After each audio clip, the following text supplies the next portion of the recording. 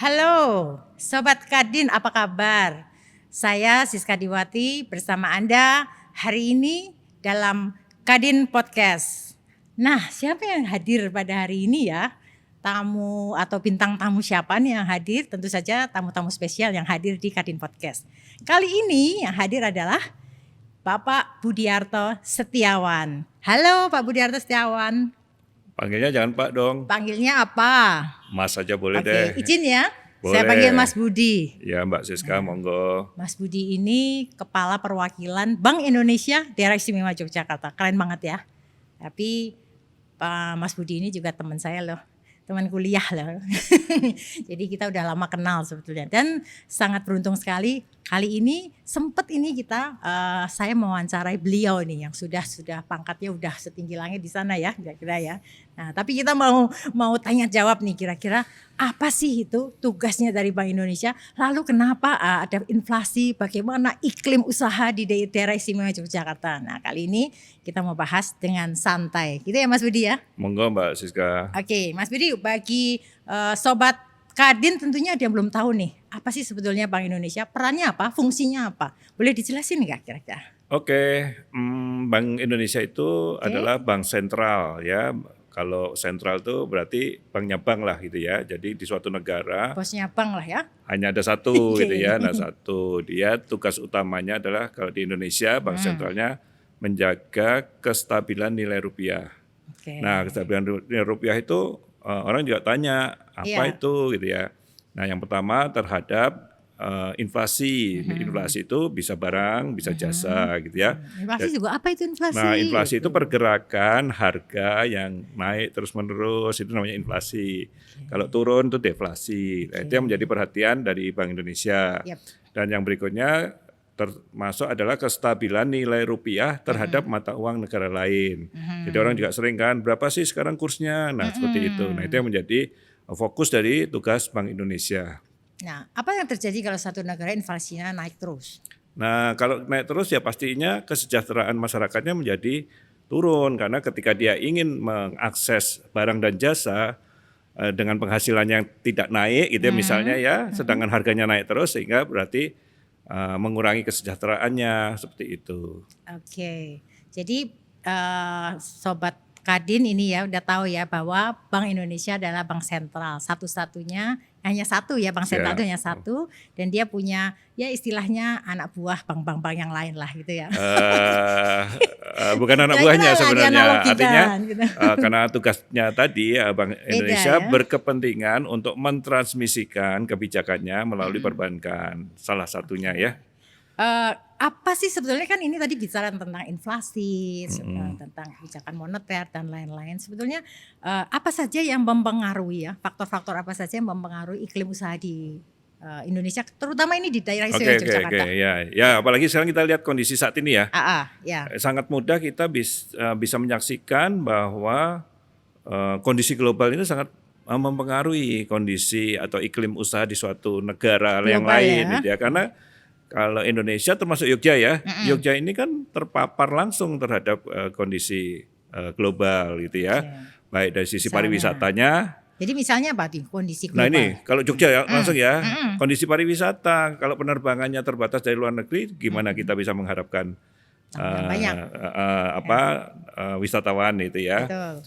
Sekarang dengan kondisi udah membaik, alhamdulillah udah beberapa penerbangan internasional bisa mendarat langsung di YIA Kulon Progo. Yang berikutnya kalau kondisi global terpengaruh kita di kegiatan ekspor impor gitu ya. Karena kalau kondisi globalnya lesu, kita mau ekspor kemana? Nah, itu ya. Ini kan mesti menjadi pemikiran bagi kawan-kawan Kadin juga itu ya. Peluang-peluang untuk memasarkan produk-produknya ke negara lainnya seperti Karena itu. bagusnya memang kita banyak ekspornya ya. Ekspor itu ada kaitannya tadi ke tugas BI yang pertama tadi ya, menjaga kestabilan nilai rupiah. Kalau semakin banyak devisa yang dimiliki oleh negara kita, yang dikelola oleh Bank Indonesia ya devisanya, itu membuat nilai rupiah kita juga menjadi lebih stabil. Karena kepercayaan internasional kan juga melihat cadangan devisa gitu ya. Kalau cadangan devisanya tipis, mudah digempur oleh spekulan seperti itu. Oke. Nah, terus yang berikutnya untuk Faktor-faktor yang lain. faktor yang mempengaruhi kemudahan berusaha itu juga menjadi penting gitu ya. Kan ada is to doing business gitu ya. Nah, itu juga sangat penting bagaimana seseorang atau investor masuk ke wilayah kita. Nah, kalau banyak permasalahan ketidakpastian hukum, masalah ketersediaan lahan seperti keamanan itu ya, juga. terus bagaimana tenaga kerjanya, kemampuan atau pendidikannya dari tenaga kerja kalau terlalu rendah kan juga sulit ya bagi investor untuk bisa masuk ke daerah kita. Oke. Kalau gitu kita mau melihat apa yang terjadi sih, what happened di daerah istimewa Yogyakarta kita ini. Untuk Jogja ini kan ya kita mengenal ya, dari dulu kita kenal bahwa Jogja ini kota pelajar. Ya. Jogja ini kota wisata. Wisata. Nah, seperti itu ya, dan itu memang menjadi keunggulannya daerah istimewa Yogyakarta gitu ya. Nah, lebih didominasi oleh kunjungan atau istilahnya teman-teman itu ekonomi berbasis kerumunan gitu ya, karena orang datang banyak gitu ya. Nah, tapi kemarin kita lihat selain tadi masalah-masalah global, kemudahan berbisnis, kemarin pandemi COVID juga sangat berpengaruh terhadap perekonomian di DIY gitu ya, karena wisatawan nggak bisa datang. Betul. Mahasiswa Itu menohok banget ya itu ya. Mahasiswa nggak bisa kos gitu ya, Betul. nggak boleh tatap muka gitu. Nah ini menyebabkan pada saat itu kita juga pertumbuhan ekonominya menjadi turun gitu ya, dan alhamdulillah Turun sampai berapa itu Pak Budi? sampai minus gitu ya, dan cukup dalam gitu ya, karena memang kita mengandalkan dua Dua itu sektor ya, tersebut. sektor itu ya. Nah alhamdulillah dengan sekarang lebih dibuka untuk mobilitas, alhamdulillah itu kita juga udah mulai naik lagi, dan alhamdulillah juga pertumbuhan ekonomi kita bisa di atas 5%. Oke. Gitu. Sekarang udah berapa sih? 5,15 gitu ya, sekitar itu ya. Secara 1 tahun full gitu ya, 1 tahun full 2022 kita tumbuh 5,15, karena tahun sebelumnya kita sudah tumbuh tinggi. Jadi ada, kalau orang statistik nyebutnya ada pengaruh dari base statistik, karena dulunya udah tumbuh tinggi, sekarang tumbuhnya tingginya udah bagus banget gitu ya. Kalau di triwulan 4-nya sendiri kita tumbuhnya lebih tinggi dibanding nasional gitu, dan di Pulau Jawa juga termasuk yang paling tinggi. Kira-kira buat next nih tahun 2023 nih Nah, yang ini nih gimana Mas Budi? kita mengambil pelajaran dari kemarin. Krisisnya bukan karena krisis ekonomi murni, tapi karena krisis kesehatan ya, Ya. dan merambah ke tentunya kesejahteraan masyarakat. Nah ini yang tentunya juga menjadi pelajaran kita itu sudah mengalami berbagai jenis krisis gitu ya. Nah, sehingga kita perlu mencari sumber-sumber perekonomian baru, tidak hanya mengandalkan tadi yang kerumunan itu ya. Kalau kerumunan oke-oke saja, tapi mungkin kalau dulu kita mengandalkan kedatangan orang, sekarang kita bisa tingkatkan kualitasnya dengan quality tourism. Kan Jogja memang juga mengembangkan itu, dan juga responsible tourism itu. Jadi wisatawan datang ke Jogja ini juga terjamin perasaan aman dan nyamannya gitu ya kalau ada apa-apa gitu ya. Ini juga sebenarnya sudah menjadi fokus dari baik pemerintah provinsi maupun kabupaten kota. Kita melihat sekarang juga di Jogja ini sudah semakin luas ya kunjungannya, bukan hanya ke kunjungan yang selama ini kalau ke Jogja ke sini, tapi sekarang udah lebih luas lagi. Hanya Prambanan. Ya betul. Ya. Sekarang udah lebih banyak lagi gitu ya. Jadi opsinya lebih banyak lah ya Mas. Dibandingkan saya 20 tahun yang lalu gitu ya, atau bahkan kita berapa 40 tahun yang lalu gitu udah jauh banget gitu ya, udah banyak. Jangan sebutin 40 tahun kelihatan nanti. Oh gitu, 40 kilo yang lalu gitu ya. Wah, enggak, sorry. Itu menjadi upaya kita. Yang berikutnya juga Yogyakarta ini karena kota pendidikan, banyak sumber daya manusia yang juga sebenarnya unggul gitu ya. Karena ada perusahaan game internasional itu juga beroperasinya di Jogja, karena mereka mengetahui ada sumber daya manusia yang potensial yang gitu ya. Unggul di sini ya. Betul. Nah, ini yang mungkin juga bisa menjadi peluang gitu ya bagi kita untuk mengembangkan sumber-sumber ekonomi baru. Ya, sebenarnya itu keunggulan Jogja ya, Mas Budi. Ya iya dong, Karena sayang anak muda dong. yang kreatif ini loh. Sayang dong daripada dibajakin sama daerah lain, kenapa Iya. kita tidak menciptakan ekosistem yang mendukung di Jogja sendiri. Oke. Kalau tadi kembali lagi ke masalah inflasi itu, sebetulnya apa sih, bagaimana cara pengendalian peran BI di dalam mengendalikan inflasi itu? Ya, inflasi itu sebenarnya kalau boleh dipilah ya, kalau boleh ya dipilah Boleh itu lah, boleh. ada yang menetap atau core gitu ya. Menetap itu ya stabilnya di situ-situ saja gitu ya, karena memang tidak bergejolak. Terus ada juga yang bergejolak, namanya volatile food gitu ya. Volatile food itu Apa itu? cabai merah, bawang merah, cabai, bawang, dok, ayam. Sampai keriting, sampai hijau. Iya, seperti itu yang memang menjadi kebutuhannya ibu-ibu gitu ya sehari-hari atau rumah tangga sehari-hari itu harganya bergejolak. Yang ketiga, harga yang diatur pemerintah, misalnya cukai rokok ya, rokok, tarif pesawat, BBM gitu. Nah, Bank Indonesia itu bisa mempengaruhi yang core, yang tadi yang menetap itu karena merupakan demand atau permintaan dari masyarakat. Untuk itu Bank Indonesia memiliki kebijakan melalui kebijakan moneter gitu ya, antara lain suku bunga. Kan kalau setiap bulan BI mengumumkan kenaikan atau kenaikan tetap atau turun gitu ya suku bunga acuan Bank Indonesia, BI 7-day reverse repo rate gitu ya. Nah, itu sebenarnya untuk menjangkar ekspektasi inflasi. Itu nasional itu ya. Kami di daerah tidak punya instrumen itu. Nah, di sisi lain inflasi ini kan tadi ada tiga hal. Yang diatur pemerintah itu yang menetapkan pemerintah pusat gitu ya. Yang di daerah apa yang bisa dilakukan? Bank Indonesia bersama pemerintah daerah baik itu provinsi maupun kabupaten kota punya namanya tim pengendalian inflasi daerah. Nah, itu untuk memastikan bahwa 4K. Apa itu? 4K itu ada kelancaran distribusi, ketersediaan pasokan, keterjangkauan harga, sama komunikasi yang efektif. Nah, seperti kegiatan kita saat ini juga menjadi part of komunikasi karena Mbak Siska nanya sih inflasi apa sih gitu. Nah, masyarakat yang mendengarkan juga bisa tahu gitu ya. Nah, itu kita ingin memastikan kayak sekarang nih ya, baru beberapa hari yang lalu kami juga rapat di Semarang untuk khusus Jawa gitu ya, memastikan bahwa inflasi akan terkendali karena kita mau masuk hari besar keagamaan, bulan puasa dan Lebaran. Itu karena secara siklus dia inflasinya akan naik. Karena semua orang kan pasti butuh beras, butuh telur, butuh ayam banyak gitu ya. Yang dibutuhin, butuh gula, butuh terigu seperti itu ya. Sembako lah. Sembako, minyak goreng gitu. Jadi kita memastikan bahwa itu tersedia. 4K itu tersedia gitu ya. Dalam pengendalian ini ada hambatan-hambatannya apa sih? Ya, yang ditemukan di lapangan gitu apa? Hambatannya seperti kalau kita ngomong contoh ya, beras ya. Contoh. Beras atau cabai itu sangat terpengaruh oleh cuaca. Cuaca itu sangat besar pengaruhnya gitu ya. Kita mencoba menanam di off season atau di luar musim gitu ya. Tapi begitu kena kayak sekarang cuaca yang ekstrim, hujannya membuat rusak.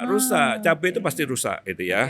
Terus juga bawang merah kalau kena hujan terus karena dia nggak punya batang, dia akan ambruk dan rusak gitu ya. Beras demikian juga. Faktor alam itu sangat mempengaruhi. Ini ya makanya kita mencoba mencari cara-cara untuk memastikan adanya kerjasama antar daerah. Jadi kan di daerah lain mungkin cuacanya lagi baik gitu ya, sehingga bisa menjadi pemasok bagi daerah kita. Terus juga kita menggerakkan gerakan menanam di pekarangan, urban farming ya, urban farming. Mbak Siska bisa kan nanam cabai di halaman rumahnya? Bisa, saya punya. Nah, seperti itu contohnya. Jadi ketika membutuhkan kita masih bisa terpenuhi gitu ya. Terus juga digital farming itu juga kita mencoba memodifikasi cuaca gitu ya, atau di dalam greenhouse gitu ya, seperti itu memastikan bahwa sampai segitunya ya. Ya, karena itu tadi harganya supaya stabil gitu ya. Karena tadi di awal kan Mbak Siska nanya, kalau inflasinya tinggi menyebabkan kesejahteraan masyarakat turun.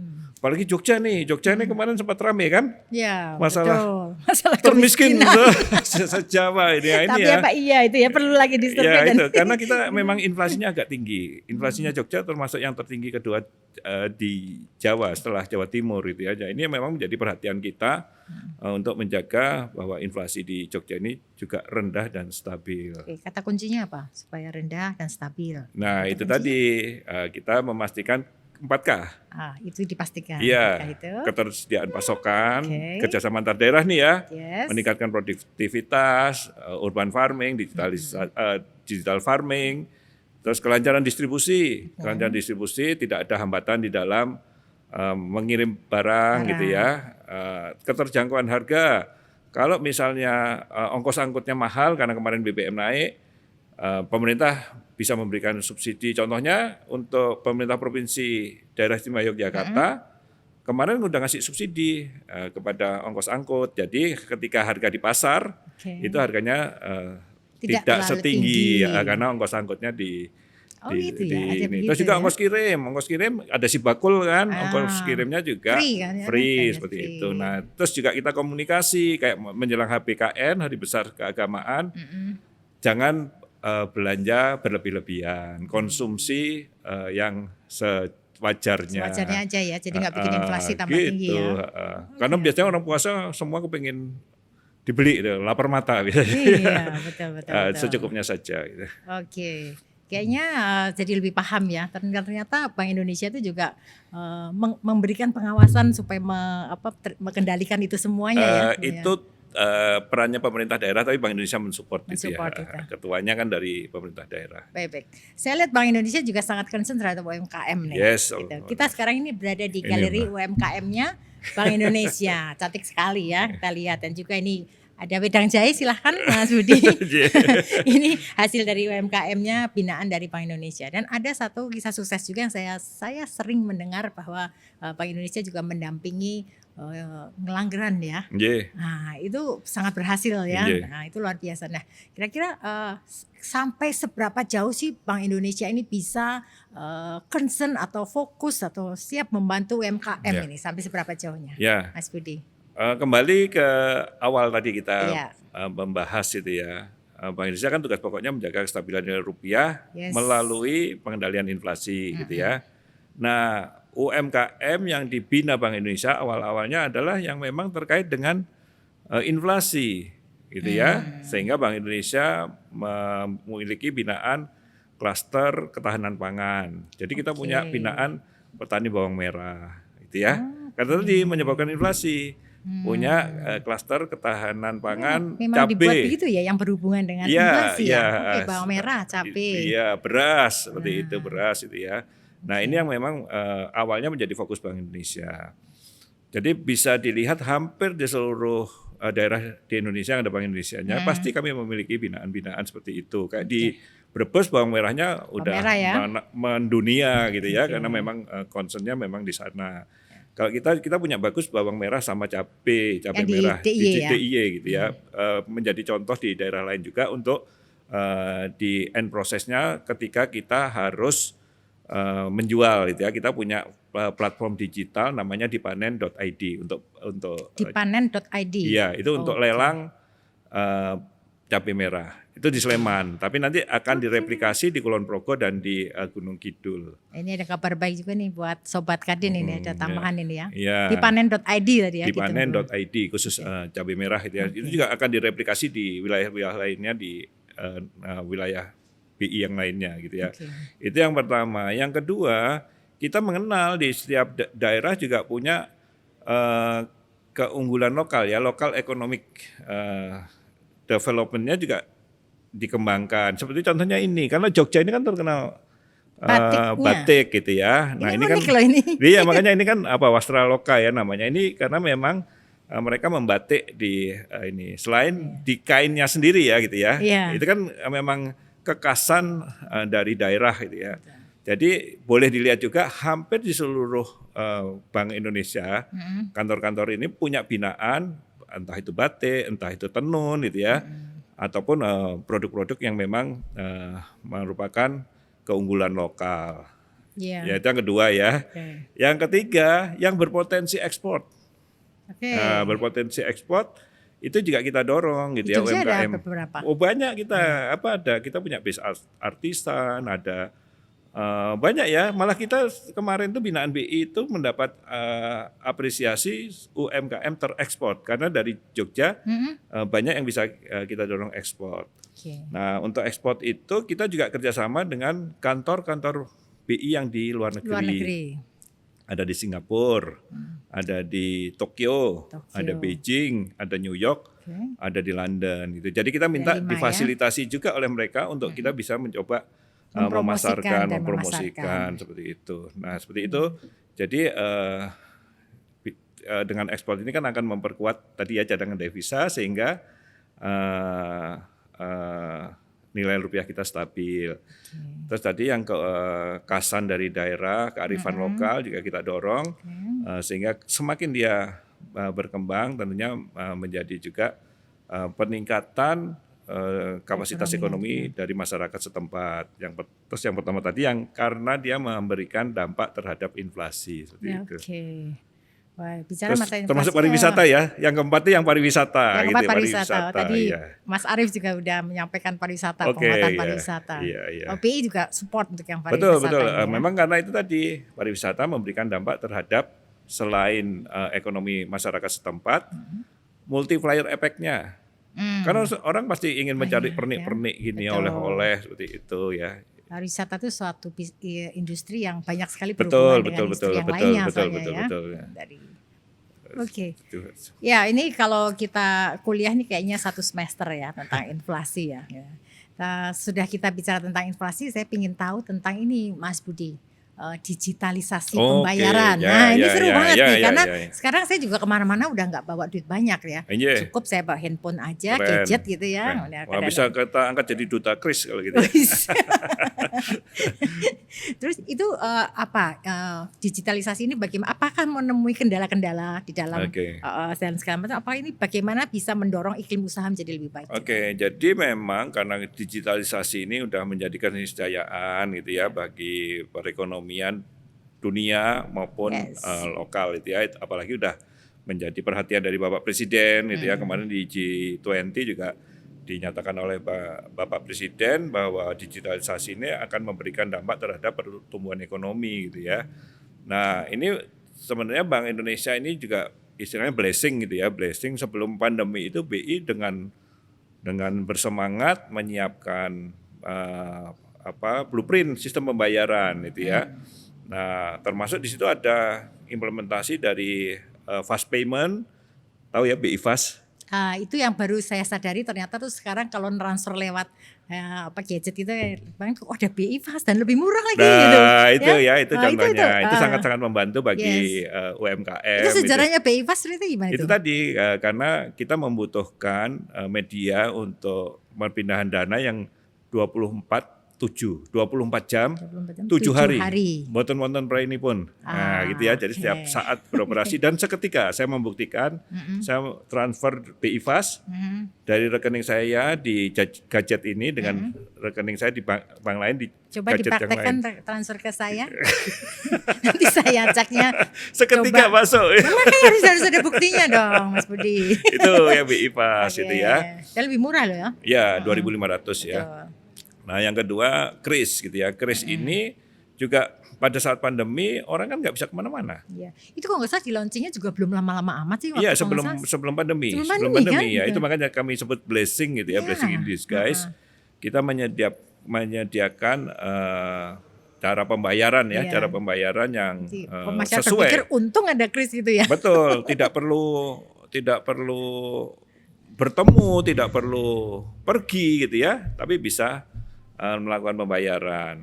Tapi tetap ada kendalanya kan, walaupun kita. Kendalanya apa?